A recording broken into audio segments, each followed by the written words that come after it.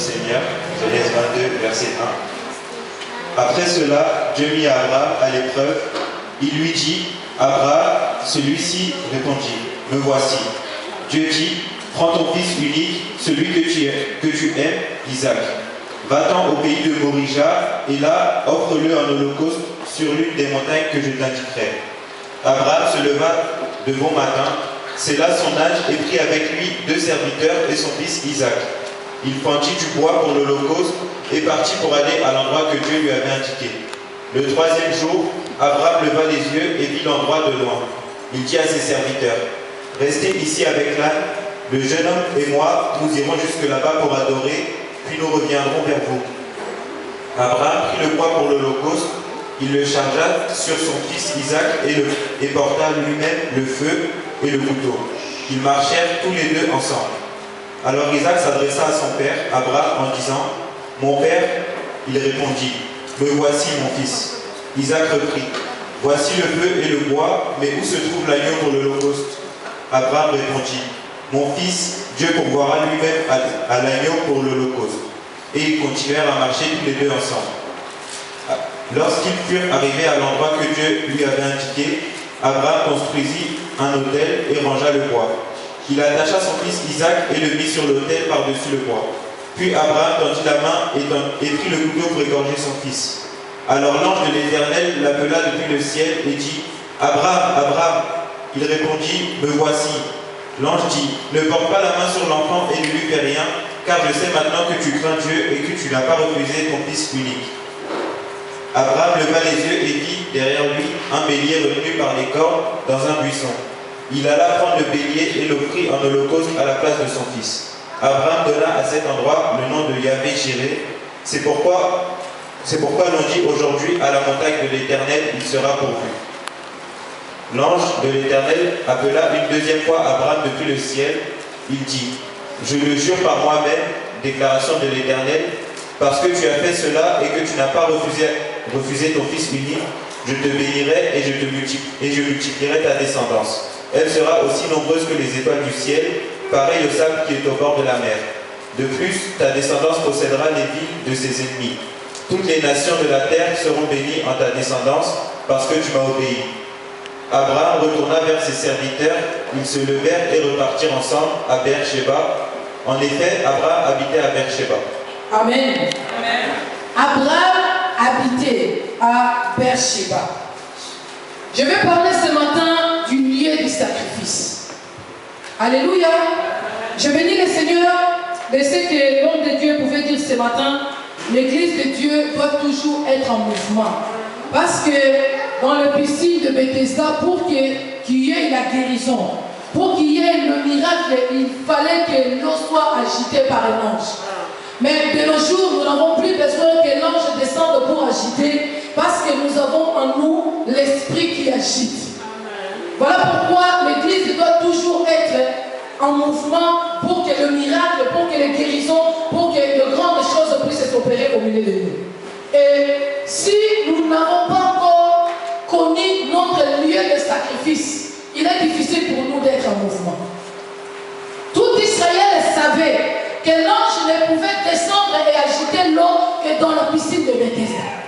Il pouvait y avoir d'autres piscines.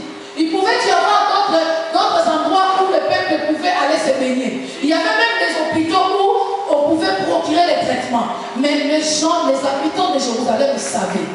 Il y a une seule place où l'eau doit être agitée pour accorder la guérison, c'est au piscine de Bethesda.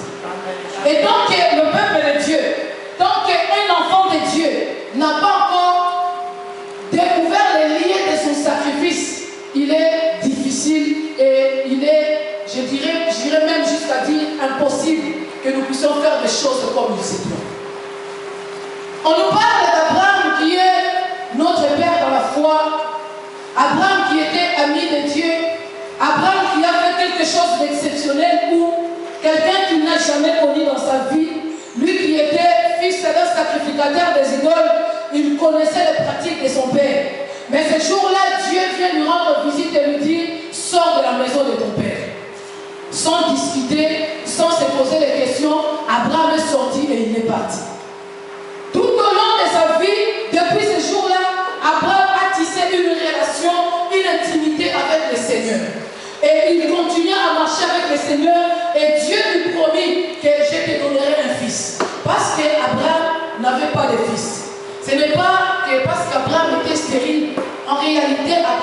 pas stérile. Mais c'est Sarah qui était stérile. Alléluia. Ce n'est pas notre message de ce matin, c'était juste une parenthèse.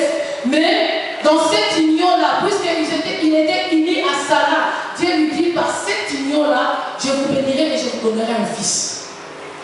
Les années se sont passées, beaucoup d'années d'ailleurs, et finalement, comme il est un Dieu fidèle, qui accomplit toujours la promesse, il finit par accomplir la promesse. Isaac est né. Isaac a grandi, et quelques années plus tard, nous arrivons dans cette histoire qui peut peut-être paraître cruelle, qui peut paraître compliquée.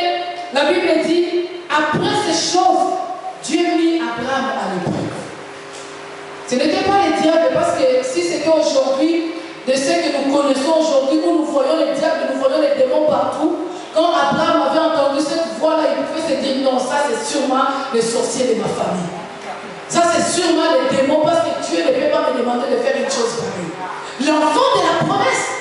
Et vous savez, Dieu vient avec toutes les précisions possibles. Parce que si Dieu était venu seulement dire à Abraham, donne-moi ton fils, Abraham allait courir derrière Ismaël. Sans discuter, il allait courir derrière Ismaël, l'attraper, l'égorger, puis on n'en parle plus. Mais Dieu vient avec la précision. Il dit, Abraham, je vais ton fils. Mais je parle de ton unique. Parce qu'en réalité, quand Dieu a promis à Abraham un fils, il lui a promis un fils unique. Dans cette promesse-là, Agar ne faisait pas partie. Voilà pourquoi, bien qu'Agar par Ismaël soit déjà dans le monde, mais quand Dieu lui parle, il lui parle du fils unique. Aux yeux de Dieu, Abraham avait un fils unique. Il dit, je vais ton unique. Non, Abraham, tu risques de me jouer un tour et me dire, voilà, Isaac aussi, il est unique de sa mère. Non, je parle de celui que tu aimes. Oh oui, tout père doit aimer son enfant. J'aime aussi Ismaël parce qu'il est mon. Non, je parle d'Isaac. Alléluia. Quand Dieu fait te parler, je disais le mercredi, pendant l'enseignement, pour ceux qui étaient là, ils étaient sûrement bénis. Dieu nous parle toujours à un langage que nous comprenons facilement. Dieu ne peut pas venir te dire des choses où je voyais comme si c'était flou, je n'arrive pas. Oui, il peut t'y arriver que tu as une première vision et que tu n'arrives pas à bien le discerner. Mais demande à Dieu, qu'est-ce que cela signifie? Il est le Dieu de précision, il est le Dieu d'éclaircissement, il viendra te préciser et de t'éclaircir de quoi il s'agit. Et c'était le cas d'Abraham. Il vient rencontrer Abraham. Il a besoin de quelque chose de la part d'Abraham. Il lui dit, je veux ton fils. Je veux ton unique. Je veux celui que tu aimes. Je veux Isaac. Abraham était habitué à faire le sacrifice. Depuis le jour où il a connu Dieu, depuis le jour où il a commencé à marcher avec Dieu, il connaissait la notion de sacrifice. Dans sa propriété, autour de sa maison chez Paris, il avait bâti tant d'hôtels, de milliers de fois où il devait offrir à chaque moment le sacrifice à Dieu. Mais cette fois-là, Dieu lui dit, ce n'est pas dans ta maison, ce n'est pas dans ta cour, ce n'est pas à côté de chez toi, mais va là où moi, l'Éternel Dieu, j'ai t'indiqué. C'est là que tu devras aller offrir le sacrifice. Bien-aimé, je disais tout à l'heure qu'il nous est parfois difficile de faire des choses. Nous commençons à trouver l'œuvre de Dieu comme si c'était un fardeau. Alors que lui, quand il nous appelle, il nous dit, venez vous décharger vers moi. Le fardeau que moi je vais vous donner, c'est un fardeau qui ne pèse pas, c'est léger. Mais aujourd'hui, l'œuvre de Dieu est devenue pesante dans nos vies. Pourquoi? Parce que nous ne nous situons pas dans nos lieux de sacrifice. Croyez-moi, Abraham allait être incapable d'offrir Isaac un sacrifice s'il l'avait fait aux hôtels habituels. Il n'a même pas prévenu Sarah, sa femme. Parce que je m'imagine, la première guerre mondiale allait commencer ce jour-là. Si seulement Abraham avait eu la peine, ou la gentillesse, je pourrais dire, ou l'amour envers sa femme pour lui dire, écoute, ce que Dieu nous dit, nous devons tuer Jérémie. Tu imagines les scandales? Bien-aimé, il y a des choses dans ta vie, l'alliance que tu as accomplie avec ton Dieu, il y a des choses qui ne concernent pas ta femme. Il y a des choses qui ne concernent pas ton homme. Il y a des choses qui ne concernent pas tes enfants. Mais il s'agit de ton alliance avec ton Dieu. Il s'agit de ta te comprendra pas. Parce que quand Dieu t'a parlé, tu étais seul à l'écouter. Parce que quand Dieu t'a fait voir cette vision-là, tu étais seul. Dieu dit à Moïse, prends garde de construire l'arche selon le modèle que je t'ai montré moi. Dieu a montré à Moïse le modèle de l'arche et lui dit, prends garde. Si Moïse était dit, bon non, je vais aller trouver les architectes, parce que moi je suis profane dans la matière, que les architectes me donnent un plan pour que je fasse bien. Mais Dieu lui dit, prends garde. Abraham qui se lève tôt le matin, je parais choqué, touché par cette nouvelle, mais il s'est dit, Dieu a dit. Il prend son fils, il prend le bois, il prend le feu, il prend deux de ses serviteurs, il a dit, venez accompagner-moi, nous allons offrir le sacrifice. Je parie qu'ils se sont posé la question parce qu'ils voyaient les hôtels bâtis, il y en avait plein. Mais pourquoi on n'offrirait pas les sacrifices sur ces hôtels-là? Mais Abraham savait dans son cœur, Dieu lui a dit, va dans le lieu que j'ai indiqué. Alléluia. Ils se sont mis à marcher, ils ont marché, ils ont marché, ils ont marché. La Bible dit, ils sont arrivés à un endroit. Quand Abraham a levé les yeux et il a vu de loin l'endroit que Dieu lui a indiqué, il a dit à ses serviteurs, vous, restez ici. Alléluia. Amen. La place des serviteurs, c'est au bas de la montagne. Aujourd'hui, tout le monde se prétend être serviteur de Dieu. On se réveille un bon matin, on se dit, voilà, moi je vais servir l'Éternel. Moi je vais, ici encore en Europe, où les gens sont occupés à faire le bâtiment, à faire le gardiennage, à faire le préoccupé, c'est encore moins bien.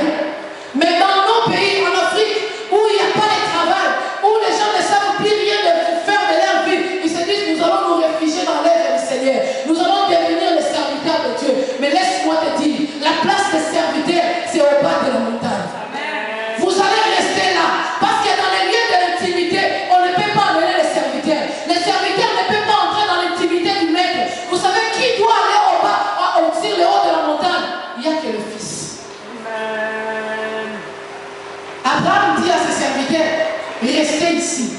Moi et les jeunes hommes, nous allons aller offrir. Bien-aimé, il y a un moment de ta vie où tu dois te libérer des serviteurs. Il y a un moment de ta vie où quand tu arrives au bas de la montagne, tu vois la percée de ta vie, où tu vois l'ouverture de ta vie. Tu sais que cette personne ne m'aidera pas à avancer. Tu sais que cette personne me mettra le bâton sur les roues. Laisse-les au bas de la montagne. C'est là que se trouve la place des serviteurs. Vous savez pourquoi les serviteurs restent au bas de la montagne?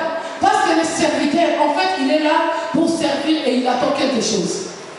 Il est là, il sert pour une récompense. Il est là, il travaille parce qu'il sait qu'à la fin du mois, j'aurai ma paye. Il est là, il travaille parce qu'il sait que j'aurai le fond que je mettrai dans ma poche. Mais le fils, il est là, il accompagne la vision de son père parce qu'il sait en réalité que c'est mon héritage. Amen. Parce qu'il sait en réalité, c'est un droit, c'est un devoir pour moi. Il est là pour son père parce qu'il sait que quand le père ne sera plus là, c'est moi qui suis appelé à gérer. Bien-aimé, dans l'œuvre de Dieu, tu restes serviteur ou tu es fils. Désolé si tu es serviteur, je vais te dire ta place est au bas de la montagne. Dans ma gloire, tu ne seras pas là.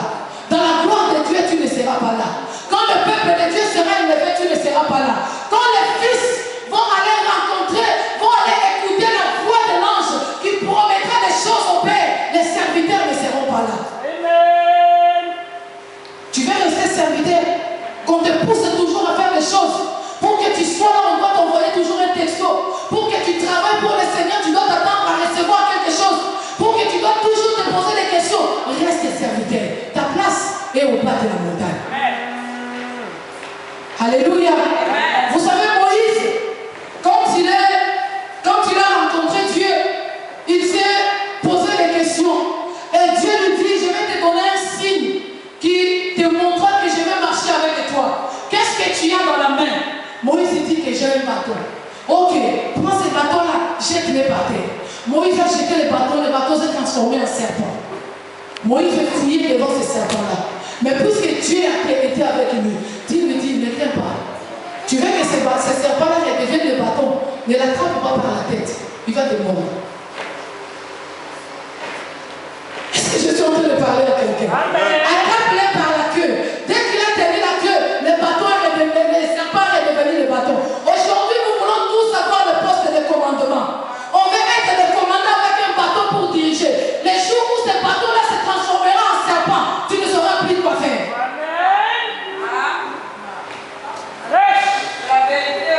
Alléluia. Tu veux avoir un bâton? Tu veux diriger? Tu veux être chef? Pourquoi c'est seulement lui? Pourquoi c'est seulement lui? Pourquoi c'est seulement elle?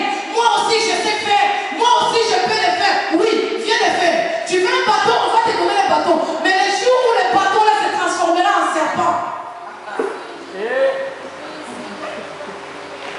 Alléluia. Parce que tu auras besoin d'un signe. Et Dieu, pour te donner un signe, il te dira, jette ce que tu as à la main. Ce que tu as à la main se transformera en serpent. Et quand cela se transformera en serpent, oh, il y a beaucoup de gens aujourd'hui, leur vie est gâchée, leur avenir est compromis, parce qu'ils sont déjà mordus par les serpents. Il y a le venin des serpents qui circulent dans leur sang. Voilà pourquoi ils ne savent plus quoi faire de leur vie. Parce que quand le bâton s'est transformé en serpent, il est allé l'attraper par la tête. Dieu dit à la postérité de la femme, tu n'attraperas pas les serpents par la tête, mais tu... Alléluia. La tête de serpent doit être écrasée. Mais puisque celle-là, tu as besoin de t'en servir, attrape seulement la queue. Le serpent deviendra le bâton. Amen. Est-ce qu'on peut acclamer le Seigneur? Alléluia. Le serpent deviendra le bâton. Tu en auras besoin pour commander le peuple. Tu en auras besoin quand tu te retrouveras devant la mer rouge. Tu soulèveras le bâton pour que la mer rouge se sépare. Mais quand tu es déjà mordu par les serpents, tu auras même peur de tenir encore. Alléluia. Et il y a un adage de chez nous qui dit une personne qui a déjà été mordue par les serpents, même s'il voit une fille traîner par terre, il va toujours avoir peur. Parce qu'il va se souvenir des jours où le serpent l'a mordu. Les serviteurs, votre place c'est au bas de la montagne. Dieu ne cherche pas seulement les serviteurs. Voilà pourquoi Jésus dira, l'air est déjà béni. Où les vrais adorateurs n'adoreront pas un maître, n'adoreront pas un seigneur, n'adoreront pas un Dieu, mais ils adoreront un Père. Parce que Dieu en réalité, il a besoin de fils. Les fils qui ont le même gène que lui. Les fils qui ont le même ADN que lui. Les fils qui n'ont pas besoin qu'on leur explique et réexplique des choses pour qu'ils comprennent. Il suffit seulement qu'il regarde son père. Il comprend même le langage de Dieu. Amen. Ce sont ces fils-là que Dieu cherche. Amen. Et c'était ces fils-là qui devaient accompagner le père sur la montagne de l'Éternel. Alléluia. Abraham a marché avec l'enfant. Et finalement, l'enfant qui regarde, il a le bois. Je vois même le couteau. Il y a le fait qu'on a amené. Mais il pose la question à son père. Mais où est l'agneau? Parce qu'on est en train de partir pour offrir un sacrifice. On doit y avoir un animal à offrir à l'Éternel. Mais il est où l'agneau? Alléluia. En réalité, Isaac ne savait pas que c'était lui l'agneau qui devait être immolé. Or, en vérité, là je parle de la réalité. Mais en vérité, Isaac ne devait pas être immolé. Parce que sa mort n'allait servir à rien. Il a fallu que l'agneau immolé de Dieu, l'agneau qui sauve l'humanité, le sang d'Isaac, c'était des sangs corrompus qui ne pouvaient pas racheter l'humanité. Pour que le sang rachète l'humanité, il aurait fallu un sang innocent. La Bible dit, l'Ancien Testament, les choses anciennes n'étaient que l'ombre des choses à venir. Cette image-là montrait l'image du Fils de Dieu qui devait être immolé pour le salut de l'humanité. Alléluia. Abraham répond à son fils, Dieu lui-même sait pouvoir. Ils ont marché, ils sont arrivés sur la montagne, le lieu où Dieu a indiqué à Abraham. Et là, Abraham a bâti l'autel. Bien-aimé, où a-t-il bâti l'autel de ta vie? Où as-tu bâti l'autel de ta vie professionnelle? Ta vie sentimentale, ta vie amoureuse, tu l'as bâtie où? Est-ce au lieu habituel ou à à l'endroit que l'Éternel t'a montré. Bien-aimé, après ces choses, Abraham dira, c'est pour cela qu'il est dit, c'est à la montagne de l'Éternel qu'il sera pourvu. Bien-aimé, aujourd'hui, il y a des complications, aujourd'hui, il y a des problèmes, il y a des tiraillements, des disputes dans l'œuvre de Dieu, parce que nous ne sommes pas à notre lieu de sacrifice. Tu dois, pour bien offrir les sacrifices à Dieu, connaître le lieu du sacrifice. Autrement, ça va trop peser sur tes épaules. Autrement, tu ne feras pas les choses et que Dieu en tirerait gloire. Tu feras les choses pour toi-même, mais ça ne sera pas pour Dieu. Bien-aimé, offrir un fils unique, un fils qu'on a entendu depuis plus de 25 ans, où on attendait la promesse de Dieu qui n'arrivait toujours pas. 25 ans après, Dieu a accompli la promesse. Et finalement, Dieu te dit, donne-moi ce fils-là, pour que tu sois à la hauteur de prendre ce fils-là, tu le regardes droit dans les yeux, tu es en train de le ligoter, tu le prends, tu le mets sur l'autel. Il faut que tu sois au lieu du sacrifice. Si tu n'es pas au lieu du sacrifice, tu ne pourras pas. On t'attend aujourd'hui à l'église. Qu'est-ce que je dois faire? Aujourd'hui, on est à l'intercession. Demain, non, l'intercession, c'est compliqué. Ou on doit venir toujours veiller, ou on doit prier pendant que... Non, moi je trouve que oui, l'intercession est compliquée pour toi parce que ce n'est pas ton lieu de sacrifice. Si l'intercession était pour toi le lieu de sacrifice, tu le ferais sans qu'on te pousse à le faire. Non, moi je vais être chanteur, moi je vais être musicien, mais pendant que les gens sont à la répétition, toi tu es allé faire des courses. Pendant que les gens sont en train de préparer l'œuvre du Seigneur, toi tu es tranquille chez toi. C'est parce que ce n'est pas ton lieu de sacrifice. Cherche à découvrir les lieux de sacrifice. Ça te permettra que l'Éternel puisse te pourvoir dans ta vie.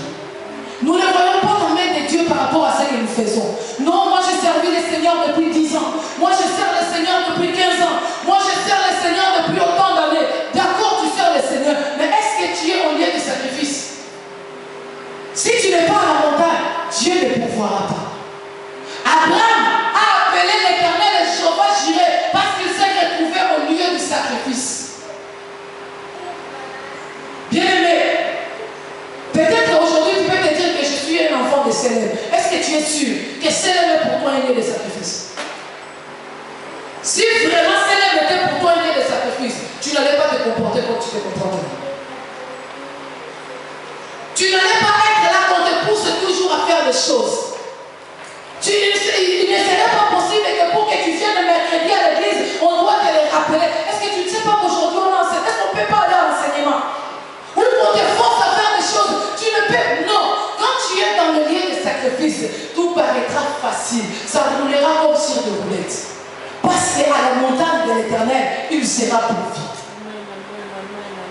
Bien aimé, il a fallu que Abraham marche des airs et des airs. Il a fallu qu'Abraham marche pendant des journées pour qu'il puisse enfin trouver le lieu de sacrifice. Voilà pourquoi la Bible dit, cherchez l'Éternel même en tâtonnant. Parce qu'en réalité, au premier vue, on ne sait pas toujours ce qu'on peut faire. C'est normal. Mais il faut, avec l'aide du Saint-Esprit, avec beaucoup de prières dans ta vie, que tu arrives à découvrir quel est ton lieu de sacrifice. Bien aimé, il y a même des gens, même par rapport à la vie professionnelle, nous avons embrassé des chemins qui nous étaient pas destinés. Parce que j'ai vu les gens le faire. Parce que je vois bien quand on porte l'uniforme, je veux aussi devenir militaire parce que j'aime l'uniforme. Est-ce que tu es sûr que devenir militaire c'est autant lieu de sacrifice? Tu arriveras là-bas, le service militaire va commencer à peser sur toi. Tu ne feras pas les choses comme il faut parce que ce n'est pas ton lieu de sacrifice. Alléluia. Abraham était habitué à faire des sacrifices. Abraham était habitué à construire les autels. Mais cette fois-là, ce n'était pas l'autel habituel. Bien aimé, quand tu es dans ton lieu de sacrifice, tu feras des choses différemment. Tu ne feras pas les choses comme tout le monde. Tu ne feras pas les choses parce que je vois les autres le faire. Tu ne feras pas les choses parce que c'est le mouvement actuel des choses. Mais tu feras des choses conformément à la volonté de Dieu. Tu feras des choses qui vont rendre gloire à Dieu. Tu feras des choses pour que l'œuvre du Seigneur puisse aller de l'avant parce que nous sommes à la montagne de l'Éternel. c'est là qu'il sera pourvu. Et quand finalement, Abraham a découvert son lieu de sacrifice, quand finalement, il a mis l'enfant sur l'autel, il a levé même sa main, il était prêt à égorger cet enfant. Et la voix fit entendre des cieux, Abraham, ne fais pas ça. Maintenant, Dieu dit à Abraham, c'est maintenant là que je sais maintenant que tu me crains. Ah Dieu, j'ai quitté la maison de mon père sans savoir où j'allais. J'ai abandonné mes amis. J'ai laissé le palais que j'habitais. Je suis allé vivre dans le désert. Tout ça pour Dieu, ça n'a pas compté. Je suis même arrivé à un moment où je devais choisir d'aller habiter une ville déjà bâtie. Mais à cause de ton appel, j'ai laissé l'ordre de choisir. Moi, je suis resté dans le désert où il n'y avait même pas de verdure. Parce que je savais que j'ai écouté la voix de l'Éternel. Je suis resté 25 ans d'attente avec des promesses qui ne s'accomplissaient pas. Tout ça n'a pas compté pour Dieu. Mais le jour où il est finalement au lieu de sacrifice, où il accepte de sacrifier ce que Dieu lui a demandé de faire, Dieu dit c'est maintenant. Donc le verset non passé, le verset là c'était le verset là d'attente. Isaac était déjà né. Tout ce temps-là jusqu'à ce qu'Isaac grandisse, Dieu n'a pas compté ça. Dieu n'a pas vu la crainte d'Abraham.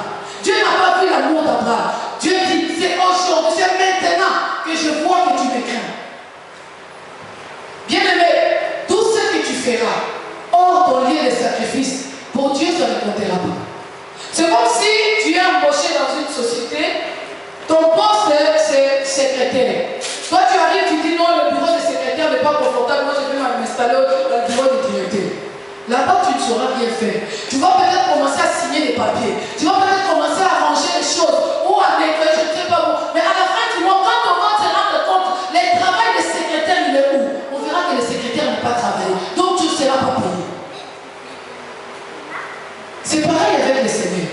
Cherche à connaître ton lieu de sacrifice. Et quand tu es sur ton lieu de sacrifice, l'Éternel le pourvoira lui-même. Tu n'auras pas d'effort à fournir. Tu n'auras pas, tu ne sentiras pas lourd le travail de Dieu. Tu ne sentiras pas pesant l'œuvre du Seigneur. Ça va aller tout seul parce qu'en réalité, ce n'est pas toi qui feras, mais l'Éternel pourvoira lui-même. La Bible dit, nous sommes ouvriers avec le Seigneur. Nous ne travaillons pas par nos propres efforts. Nous ne travaillons pas de nous-mêmes, mais nous travaillons avec le Seigneur. Mais pourvu que nous soyons au lieu du sacrifice. Bien-aimé, cherche à découvrir ton lieu de sacrifice. Si tu es conscient que célèbre est pour toi un lieu de sacrifice, alors laisse-toi conduire par le Saint-Esprit, afin que l'Éternel le pourvoie lui-même. Abraham pouvait bien se trouver au lieu de sacrifice, mais s'il n'avait pas bâti l'autel, Dieu n'allait pas descendre. Il était au lieu de sacrifice, mais il a fallu que l'autel soit bâti. Il a fallu qu'il aille jusqu'au bout de sa part de responsabilité, de ses devoirs à lui. Il a fallu que l'enfant soit ligoté. Il a fallu que l'enfant soit étalé sur l'autel pour que finalement la voix se fasse entendre du ciel. Tu es peut-être au lieu du sacrifice. J'ai dit oui. Mais est-ce que ton autel est bâti? Oui, tu vas me dire que oui, j'ai déjà bâti mon autel, tout est déjà prêt. Est-ce que l'enfant est déjà sur l'autel? Sinon, la voix ne se fera pas entendre. Alléluia. Dieu appelle Moïse pour aller libérer le peuple d'Israël. Déjà, la naissance de Moïse, c'était quelque chose de significatif qui prouvait que cet enfant-là avait une mission avec le Seigneur. Tous les mâles devaient être tués en Égypte parce que les pharaons en réalité craignaient que ce peuple se multiplie, qu'il devienne nombreux et puissant et qu'un jour qu'il se lève pour nous attaquer. Alors il y a un décret qui a été signé, tous les enfants mâles devaient mourir à leur naissance. Mais quand la maman de Moïse mettra au monde ce beau bébé, elle se dit cet enfant est trop beau pour être tué. Il prend le risque d'aller à l'encontre de la loi de Pharaon. Il prend son fils, il va le cacher. Et moi je me pose la question, est-ce que les gens n'ont pas vu cette femme-là enceinte? Et un beau jour on voit que la femme n'est plus enceinte. Est-ce qu'on lui a pas posé la question, il est où l'enfant? Qu'est-ce qu'il a pu trouver comme excuse pour qu'on laisse cet enfant-là tranquille? Mais parce que cet enfant-là était de Dieu. Parce que cet enfant avait une mission à accomplir avec le Seigneur. Dieu lui-même a pris soin de garder cet enfant. 3 mois après, l'enfant commençait à grandir, on ne pouvait plus le garder à la maison. On l'a pris, on l'a mis dans une corbeille, on est allé les garder dans les eaux. Je me suis encore posé la question. Qu'est-ce qui est passé par la tête de cette femme? C'était pas une petite rivière où il ruisselait, c'était les Nil, fleuve Nil. C'est là que cette maman prendra son bébé et mettra dans cette fleuve-là où il y a de fortes courants d'eau. L'enfant pouvait aussi partir et ne plus revenir. Et tout ce qu'elle trouve à faire, c'est de prendre Myriam. Elle avait quel âge Myriam? Pour veiller à ce que cette corbeille-là ne disparaisse pas. Et si jamais les courants d'eau avaient traîné cette corbeille, qu'elle pouvait faire Myriam? Est-ce que c'était un maître étrangère? C'était un sauveteur? Je ne pense pas. Mais, c'est que maman dit à Myriam, reste là, garde ton frère, parce que si moi je suis là, on viendra me poser des questions. Et finalement, Dieu, sachant faire les choses, c'est la fille du pharaon qui descend au Nil pour aller se baigner. Est-ce qu'elle a fait l'habitude de descendre tout le temps au Nil pour aller se baigner? Ou cette journée-là, c'était exceptionnel, où on se dit, aujourd'hui, c'est l'eau de Nil qui nous fait. Elle trouve l'enfant, elle ramène l'enfant chez elle. Elle élève comme si c'était son fils. Moïse qui grandit, qui découvre qu'en réalité, la maison de Pharaon n'est pas mon lieu de sacrifice. Je fais partie de ce peuple-là qu'on fait souffrir.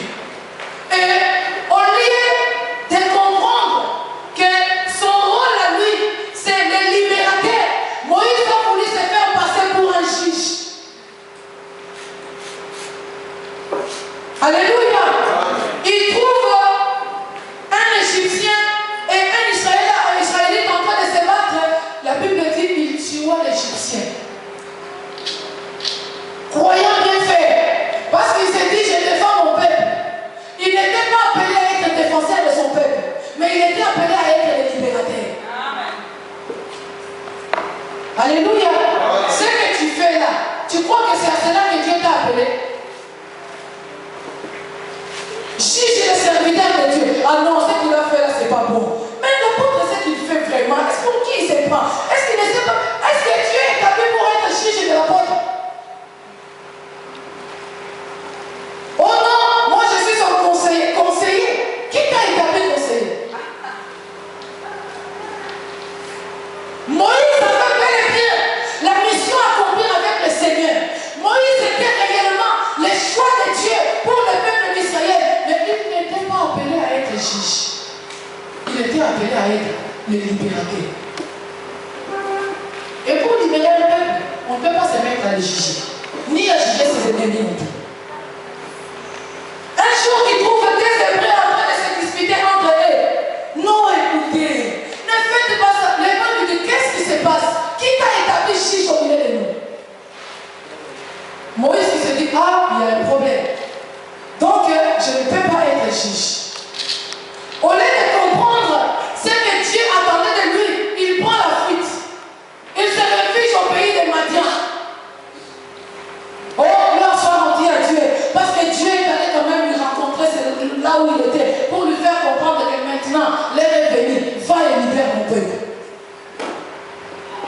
Bien-aimé, si tu n'es pas à ton lieu de sacrifice, tu croiras accomplir de bonnes œuvres, tu croiras bien faire, mais tout ce que tu feras se retournera contre toi, parce que ce n'est pas à cela que Dieu t'a appelé. Essaye un peu maintenant de commencer à évaluer ton parcours chrétien. Depuis que tu as connu le Seigneur, depuis que tu sers le Seigneur, quels sont les résultats du travail que tu fais? Ça va t'aider à comprendre si tu es dans un lieu de sacrifice ou si tu ne l'es pas. Ou si tu es sur le lieu de sacrifice, est-ce que le sacrifice que tu offres, c'est ça pour ça que tu as été destiné? Alléluia. C'est quoi ce protocole-là qui arrive toujours à l'état à l'église? Non, ce n'est pas ton lieu de sacrifice. Tu n'es pas appelé avec le protocole. C'est quoi cette intercession-là qui n'aime pas la prière? On prie 1 heure du temps, il est déjà fatigué. On a fait des prières, il n'est jamais là. Non, tu n'es pas dans ton lieu de sacrifice.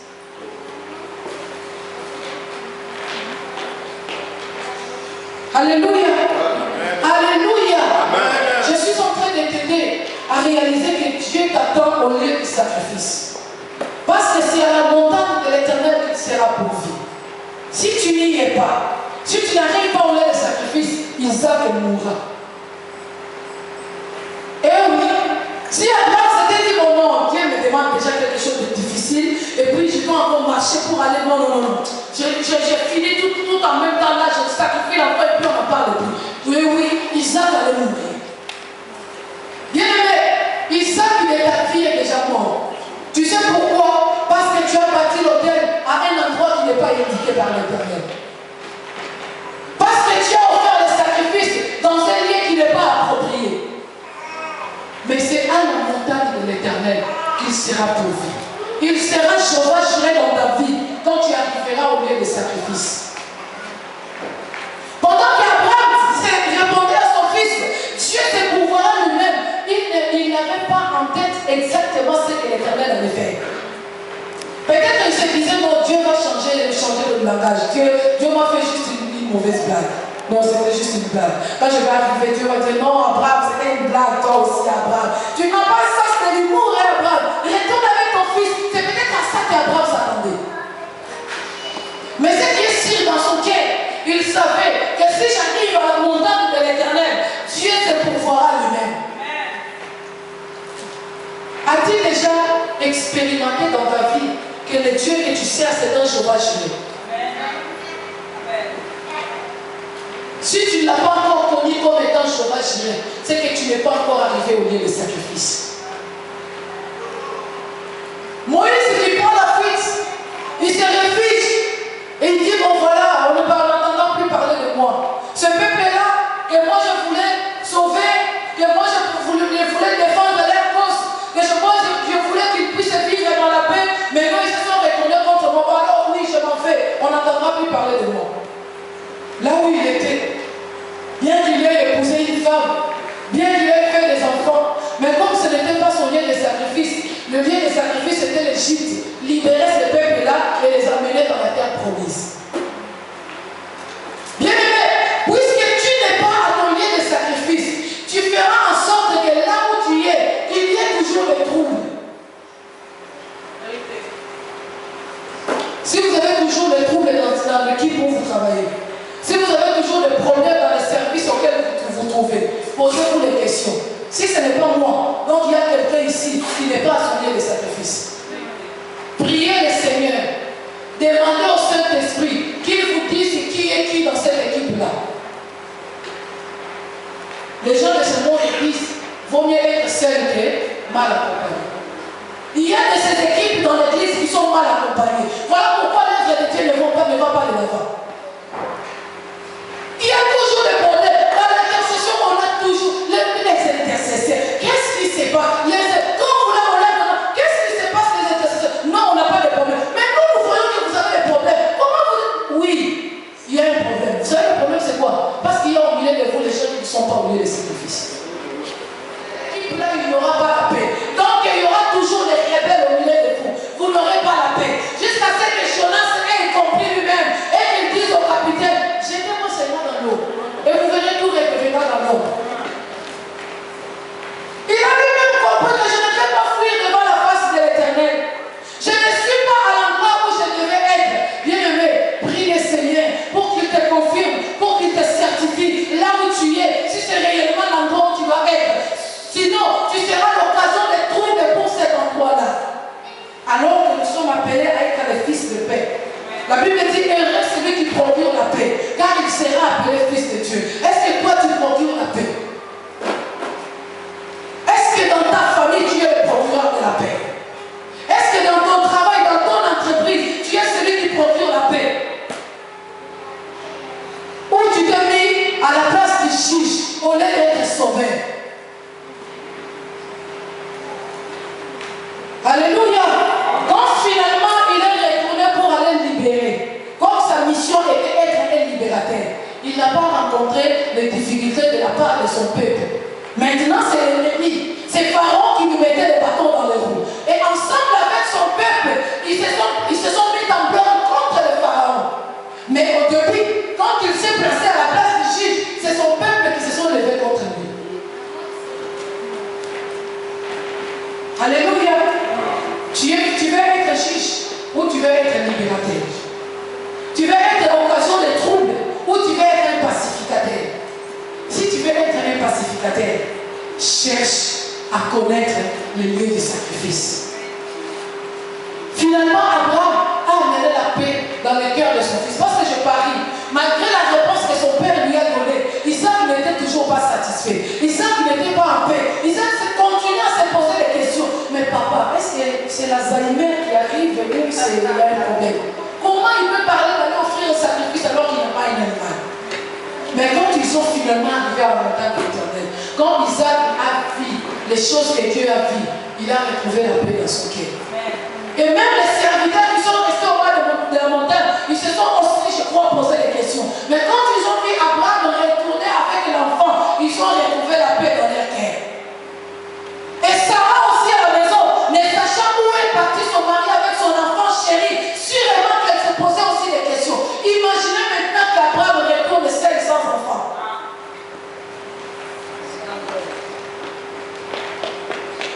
Alléluia.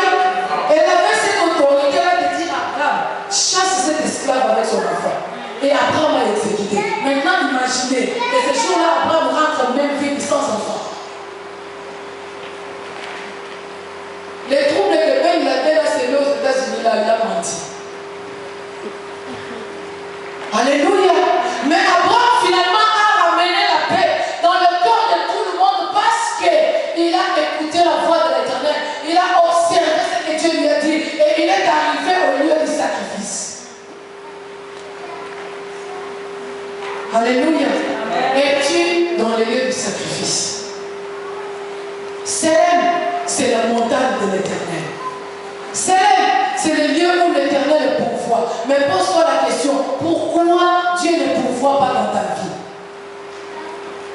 Parce que tu peux être dans le lieu du sacrifice, mais ne pas bâtir l'autel de l'Éternel.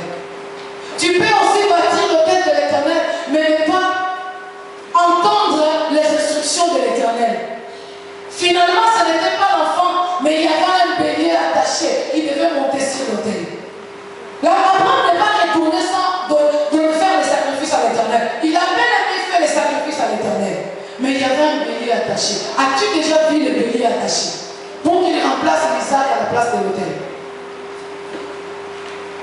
Alléluia. Si tu restes au bas de la montagne, le mystère de la montagne, tu ne le connaîtras pas. Si tu restes au bas de la montagne, quand l'Éternel et Dieu pourvoira sur la montagne, tu ne sauras pas ce qui s'est passé. Je ne sais pas si Isaac a eu la gentillesse de rencontrer aux serviteurs ce qui s'est réellement passé à la montagne. Je ne sais pas si ces serviteurs ont su en réalité ce que Dieu a accompli à la montagne. Vous savez pourquoi? Parce qu'ils sont restés au bas de la montagne. Je t'en prie, frère. Je t'en prie, ma soeur. Ne restez pas au bas de la montagne.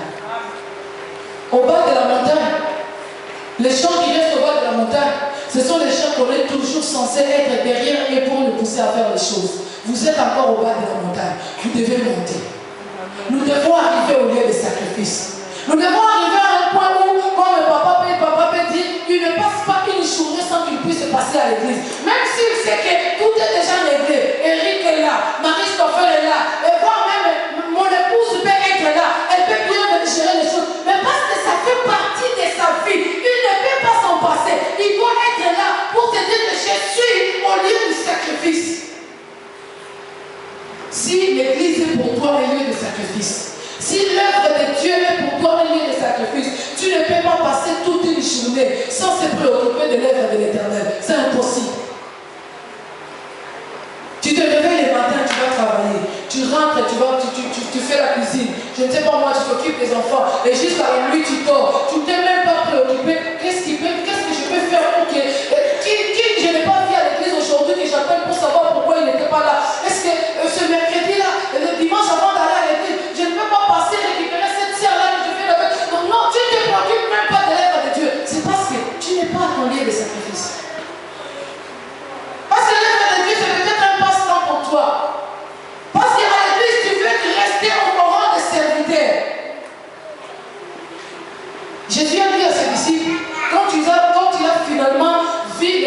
de grandir, il a dit, je ne vous appelle plus serviteurs, mais vous êtes mes amis. Mais pourquoi nous voulons rester au rang de serviteurs? Pourquoi nous ne voulons pas entrer dans l'intimité de Dieu? À un ami, on n'a pas peur de se confier. Je parle de vrais amis alors. Je ne parle pas de ce que tu t'es fait comme ami là, je parle de vrais amis. À un ami, on peut se confier sans se retenir. À un ami, on peut dire même les secrets les plus profonds de son cœur, parce que c'est un ami. Est-ce que nous connaissons les secrets de Dieu pour nos vies, ne serait-ce que pour ta vie personnelle? Est-ce que tu connais? Il a dit, j'ai planifié un projet pour toi. Est-ce que tu connais le projet de Dieu pour ta vie? Tu sais pourquoi tu ne le connais pas? Parce que tu n'es qu'encore un serviteur. Quand tu deviendras ami, il ne te cachera plus ce qu'il a prévu pour toi. Amen. Il descendait pour aller détruire Sodome et Gomorrhe. Il dit aux gens qui l'accompagnaient, cacherai-je à Abraham ce que je suis en train d'aller faire? Non, je ne peux pas le cacher parce qu'Abraham c'est mon ami. Quel est le secret de ta vie que Dieu t'a déjà révélé? Quel est le secret de l'église que Dieu t'a déjà révélé? Oui, je connais la réponse. Même si tu ne veux pas le dire, moi je le dis à ta place. Rien. Tu sais pourquoi? Parce que tu es encore serviteur.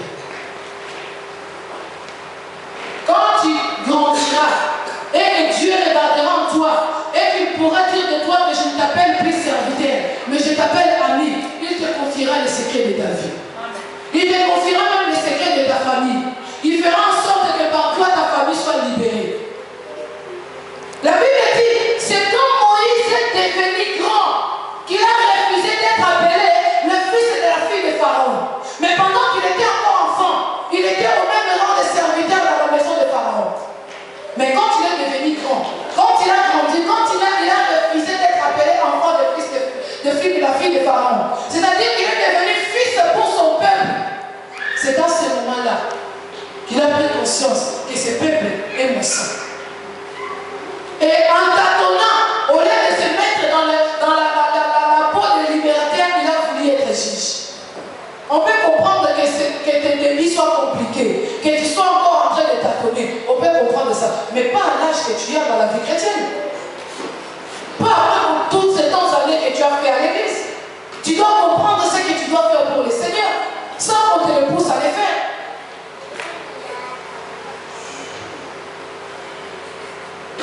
Amen. Amen. Est-ce qu'il y a quelqu'un qui réalise ce matin qu'il a besoin de prendre conscience et de se retrouver dans son lieu de sacrifice? Ou s'il y a quelqu'un qui est conscient qu'il est dans son lieu de sacrifice, est-ce que tu es sûr que l'autel est déjà bâti? Si tu as bâti ton autel, je dis gloire à Dieu pour toi. Mais il y a une chose, sache seulement qu'à la montagne de l'Éternel, il sera pourvu.